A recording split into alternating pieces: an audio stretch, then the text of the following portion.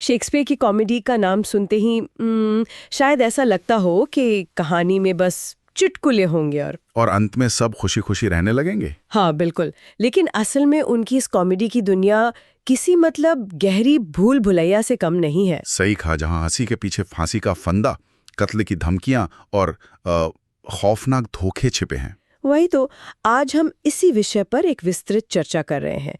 उपलब्ध साहित्यिक नोट्स के आधार पर हम देखेंगे कि कैसे उन्होंने प्यार, भेष बदलने की कला और गलत फहमियों का इस्तेमाल करके एक ऐसा रायता फैलाया है जिसे समेटना ही नाटक का असली मजा है। बिल्कुल, और सबसे मजेदार बात यह है कि ये नाटक सिर्फ गुदगुदाने के लिए नहीं लिखे गए थे। गहराई में जाकर देखें तो ये सब अस्त व्यस्त हुई दुनिया को एक उत्सव के जरिए फिर से पटरी पर लाने या कहें हारमनी बहाल करने के बारे में। तो चलिए इसी अस्त व्यस्त दुनिया से शुरू करते हैं, द कॉमेडी ऑफ एरर्स से। ये मिस्टेकन आइडेंटिटी या मतलब पहचान की गलतफहमी का बड़ा ही क्लासिक केस है। हाँ, जो बॉलीवुड की मशहूर फिल्म अंगूर का आधार भी है, जिसका जिक्र हमारे नोट्स में भी है। हाँ, मैंने भी देखा। लेकिन शेक्सपियर ने इस कहानी में ऐसा क्या खास कर दिया जो ये इतनी मजेदार बन गई? शेक्सपियर ने यहाँ असल में गणित का खेल खेला है। उन्होंने रोमन नाटककार प्लूटस की कहानी मेनेश्मी ली। अच्छा। हाँ, जिसमें जुड़वा भाइयों का एक जुड़वा था, पर शेक्सपियर ने इसे और उलझाने के लिए इसमें नौकरों का भी एक जुड़वा जोड़ा डाल दिया। बाप रे, मतलब एक नहीं बल्कि दो दो जुड़वा जोड़े एक ही शहर में। सोचिए, गलतफहमी की गुंजाइश कितनी बढ़ गई।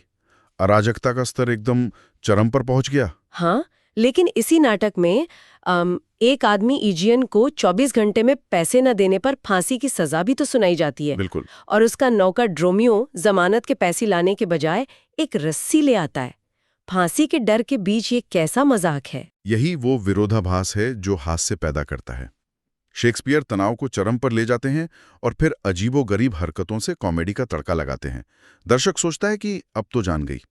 लेकिन तभी एक चमत्कार होता है। बिल्कुल, सालों पहले खोई हुई पत्नी एमेलिया, जो अब एक मठवासनी बन चुकी है, सामने आती है। और अचानक वो मौत का तनाव एक खुशी के पारिवारिक मिलन में बदल जाता है। एकदम सही। ठीक है, ये तो हुआ किस्मत और संयोग का खेल। लेकिन क्या होता है जब ये गलतफहमियां जानबूझकर रची जाए?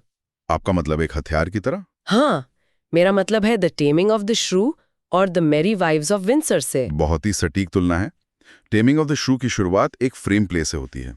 रुको, ये फ्रेम प्ले क्या होता है? फ्रेम प्ले यानी नाटक के अंदर एक और नाटक। कहानी शुरू होती है क्रिस्टोफर स्लाय नाम के एक पियक्कड़ से।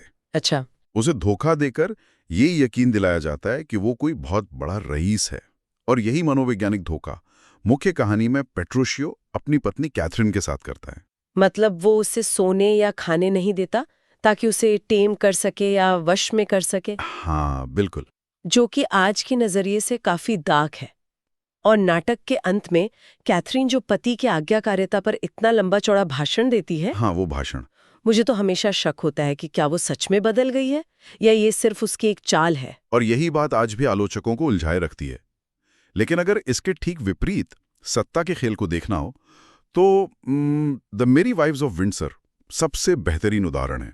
हाँ, वहां कंट्रोल पूरी तरह से महिलाओं के पास है ना, मिस्ट्रेस पेज और मिस्ट्रेस फोर्ड। एकदम सही। वो फाल्स्टाफ वाला नाटक, फाल्स्टाफ जो हेनरी चतुर्थ में भी है, इन महिलाओं की दौलत पर डोरे डालने की कोशिश करता है। पर वो उसे गंदे कपड़ों की टोकरी में भरकर सीधे नदी में फेंकवा देती हैं। हाँ, और बाद में परियों का भेष धरवाकर उसे खूब चुटकियां भी कटवाती हैं।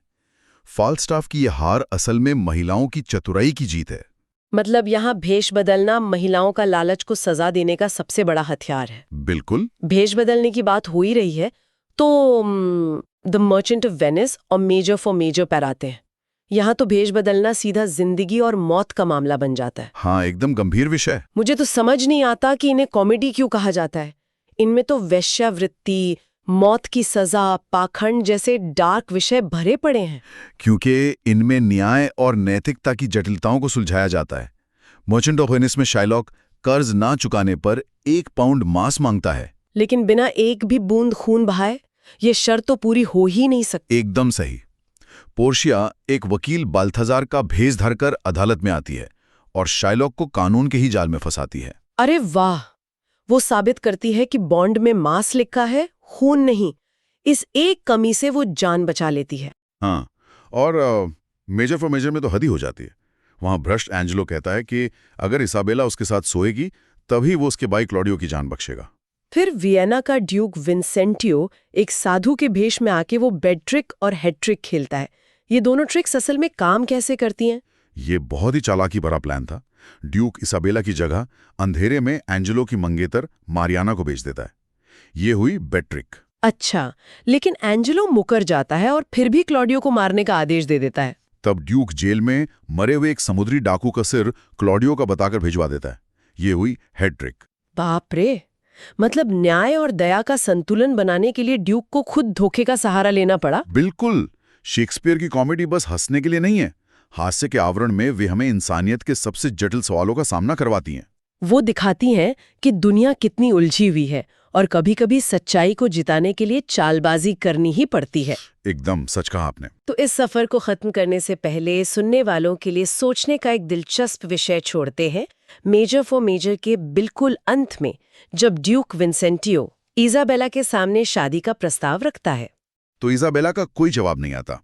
नाटक वहां बस उसकी अस्पष्ट चुप्पी पर खत्म हो जाता है। इस सन्नाटे को देखकर एक सवाल उठता है, क्या हैप्पी एंडिंग का मतलब हमेशा ये होता है कि हर कोई सच में खुश है, या फिर शेक्सपियर ये इशारा कर रहे थे कि जीवन की कॉमेडी में भी कुछ अनसुलझे सिरे हमेशा रह जाते हैं? इस पर विचार जरूर किया जाना चाहिए।